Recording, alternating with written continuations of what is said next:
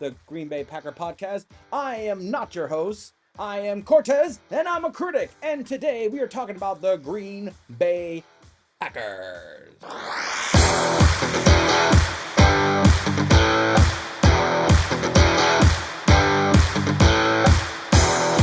Well, Green Bay, looks like you guys are just never having a season off, apparently. Rodgers gone, Love finally gets a chance, and Love, he looked better than I honestly thought. I had him 8 and 9. I thought the Packer defense and the rush attack was going to be the main focus of the Packers going into the regular season.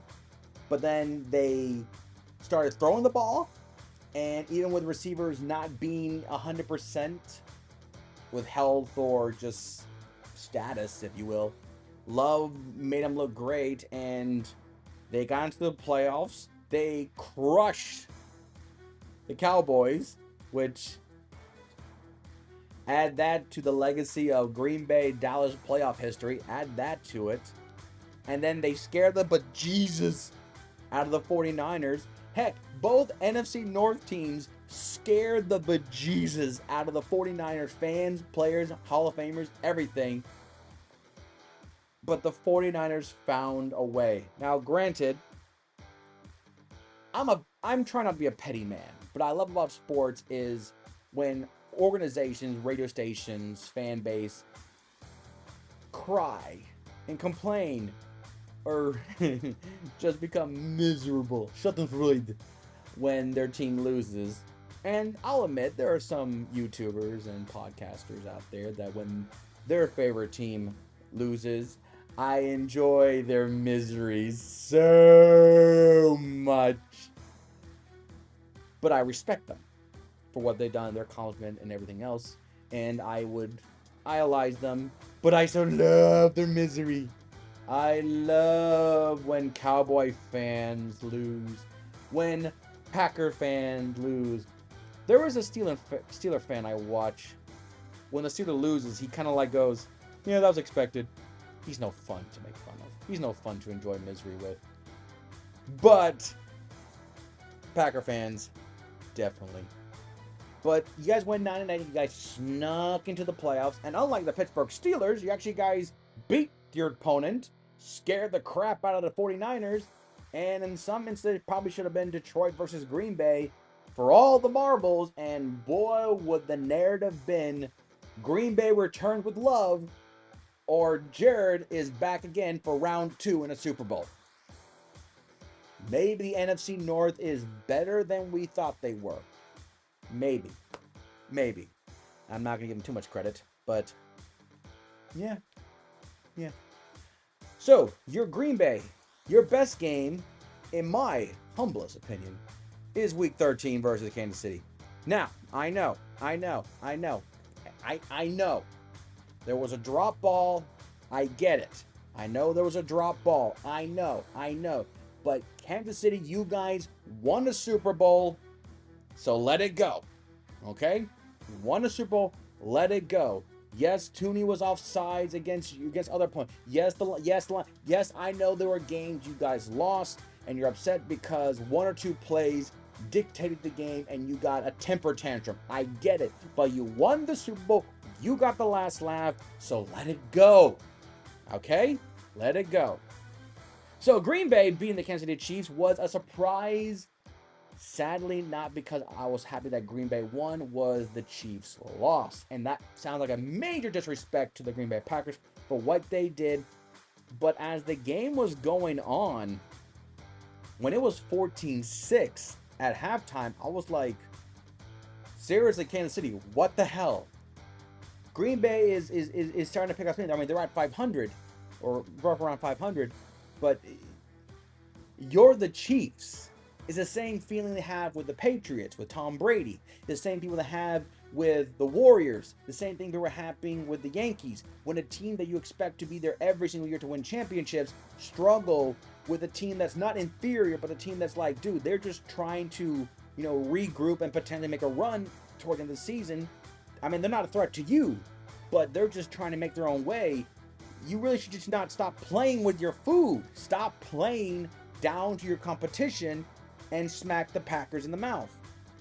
Now, when they started trying to do it, the Packers responded.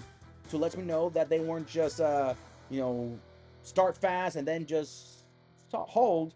But towards the end, it felt like, okay, the Chiefs are coming, the Chiefs are coming, the Chiefs are coming. But you still found a way. I mean, Jordan Love, 25 of 36, 267 yards and 3 touchdowns, no interceptions. That's a great performance, and you're going against a Chiefs defense, which I think we all can agree was the reason for the Chiefs Super Bowl success this year, was their defense. And a first-time quarterback, let's just call him a rookie, going against that. Yes, the game was in Green Bay, so maybe not a complete disadvantage, but still able to outplay Mahomes, counter against that Chiefs defense. Green Bay probably got more than just the W. They probably got confidence. They probably got sophistication. They probably got legitimacy of Jordan Love's abilities. That I'm sorry, other non-Packer fans. They got Favre, they got Rodgers, they got Love. So enjoy the next 10, 15 years of Green Bay being there, because their quarterback just so happened to hit another one out of the park. And the scary thing is that I think his second year is going to be so much better than this year. And that's statistically hard to imagine when we get to who's MVP. Spoiler, I already gave it away. But before we talk about more positiveness about Green Bay, we must bring you back down, because we're talking about your worst game. And oh boy, it is your worst game. And I thought of it when I saw it happen. 1, I didn't expect it. 2, it's my team. And 3, misery. Misery, misery, misery. That's what you've chosen. I offered you friendship, and you spat in my face. Your worst game, ladies and gentlemen, Packer Nation, is Week 15 versus the Tampa Bay Buccaneers. So you're thinking, we will get revenge on Tampa by beating them in Lambeau, for we did not do that in the NFC Championship game with Rodgers. We will beat them now with Baker Mayfield. Nyeh. Baker Mayfield threw for 381 yards and 4 touchdowns, no interceptions. I just can't believe when I saw it happen. I was like, no way. This is no way. No way. Because I thought the Green Bay Packer defense was way more formidable than the Buccaneers defense. So I thought when it comes to defenses, I felt like Green Bay had superiority. Offensively, I thought maybe we've been having success against the Packers offensive line with pass rush with Todd Bowles. He knows how to handle that Packer thing. That maybe we could find a way. But it's not like Jordan Love played bad either. He was 29 of 39, 284 and 2 touchdowns. It wasn't like he was playing garbage either. But Baker Mayfield just, for some reason, just says, I'm going to one-up you in so many ways that my success is going to be heavily utilized for my leverage when it comes to the offseason for either Tampa or anybody else who wants to sign me. Now, this clearly was an offensive performance between these two quarterbacks, even though I wanted to see more defense. But the way the Buccaneers just drove down the field back to back, because like I said, what the Packers did in the playoff against the 49ers and the Cowboys, I felt like it's their defense that helped them, cement themselves in those games. And of course, like I said, I think they're going to be much better offensively next year. And I think their defense is going to be hopefully better than it was. I mean, we'll see what they do in the draft. But Green Bay, this was a game, I'm not going to call it a trap game, but it was a game where you lost to Tampa, but the way it was speaks more of like, you not just lost, but it felt like they just gave a blueprint to everybody on how to beat you guys. And very much like Jared Goff. Baker Mayfield wasn't the quarterback. People were just, Baker Mayfield, former first-round pick, scrub. He ain't doing nothing. But like Jared Goff, he found success. He found a second chance. And in this game, he really just flexed so much that even when I was watching this game, because even I was thinking, I want Tampa to win. But Green Bay comes in a lot hotter, and I was really nervous. But you guys did it. So, Green Bay losing to Tampa, I think it was more of like, I thought Green Bay had a good defense.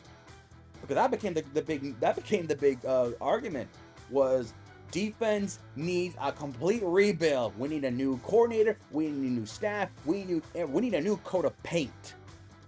We need everything new because, like I said, they weren't trying to criticize Baker Mayfield's success by saying Baker Mayfield is such a bad quarterback that he did this to us.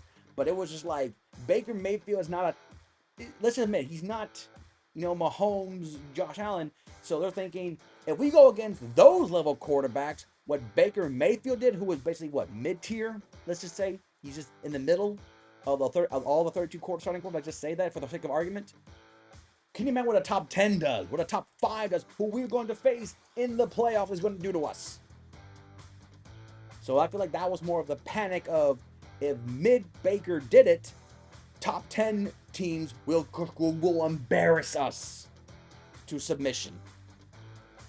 So that's your worst game, and thank you for indulging on my Schadenfreude.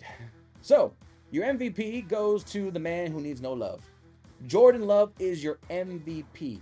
And as I was reviewing these stats, I felt like Jordan Love, because of what he did in his first year, was clearly the reason why they were successful. But looking at his stats closely, he had, almost 4,200 yards. But the thing that I did not realize, so I look closely, he had 32 touchdowns and 11 interceptions. I did not know that touchdown or interception ratio was that drastically different between the two. I mean, the yardage, fine, almost 65% complete rate. I get that. First year, not bad. But the 32 to 11 touchdown ratio, that to me was more of a surprise. Because even if he's been there for years, going in there and having that drastic, almost 2-to-1 touchdown ratio in your first year, and a lot of the success was leading. I mean, his leading receiver was Jaden Reed, who had just under 800 yards. That's why I'm thinking next year he's going to be so much better. Now they do have Josh Jacobs, who I feel like, I don't know. I thought Aaron Jones was fine. I thought Aaron Jones was fine. I thought Aaron Jones was definitely more effective in the receiving game than I think people give him credit for. So when I got Josh Jacobs, I felt like Josh Jacobs feels more like a runner, which I'm like, but you have Jordan Love's potential second-year success. That I feel like Josh Jacobs might take more attention away from the Packers' passing attack because Josh Jacobs is going to run so effectively down the throats of all the defenses. So it's a weird thing because I really feel like Jordan Love is going to be better next year. But with Josh Jacobs in the backfield and the much money you're paying him, the amount of years you have, I just feel like Jordan might not need that much, might not get more opportunities to throw as much because Josh is going to be running effectively down the hole down of all defenses. Now, granted, it could lead to more big play, like play action with Jordan Love, so maybe more touchdowns, but maybe not as much, yardage because he'd be throwing all those, 60-yard touchdown bombs on 1 or 2 plays versus, meticulously driving down the field. Plus, I think the receiving core will develop better in the second year, especially with injuries with all the receiving core, being 100% together. So, I mean, Christian Watson only played in 9 games. So, I feel like when he's 100%, like I said, I still think he's going to be better. But Josh Jacobs going to take a lot of attention away. Grade for the Green Bay Packers. Isn't obvious? Obvious? It's an A. Green Bay Packers get an A. They surpassed expectation. They snuck into the play, which I didn't think they were going to. I thought they were just going to barely miss it. They crushed the Cowboys, and they scared the Niners. Now, granted, I don't like to count playoff into my voting, but 32-11, the drive, the never quitting, the injuries to receivers, the defense, having letdowns against some opponents, and they still going for, and it never felt like Jordan Love took a step back to the point where it's like, he did good for 2 weeks, and then he's garbage for 3 weeks, and then he's back for 1 game, and then he's garbage for the next 2. It felt like every week he got better and better and better and better. That if they want, which they're probably thinking of it, sadly, they were to add another week into the season, 18-game season. That's just insane. He probably would have had 4 or 5 more touchdowns to it. He probably could have been so close to 40 touchdowns in his first year. Seriously. And he, like I said, if receivers were healthy, he would have probably had 35 touchdowns, maybe more than that. but the receiver core was injured and he had to rely on, what his resources have. And they probably went more to a rushing attack approach during those times. So next should be better. A plus, A, Packers, obviously. Boom.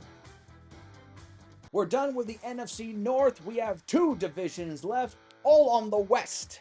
Now, it's obvious. We're not talking about the AFC West because the Chiefs won the Super Bowl, so the AFC West will be last. That means we're going to talk about the NFC West, and we're going to talk about the team that's probably not going to get a quarterback in the first round. So to start the NFC West portion of this recap, we're going to be talking about the Arizona Cardinals. And more than likely, they're going to get a receiver. Byron Harrison Jr., probably. Makes sense. So, until next time, I'm Cortez, and I'm a critic. Thank you so very much for watching.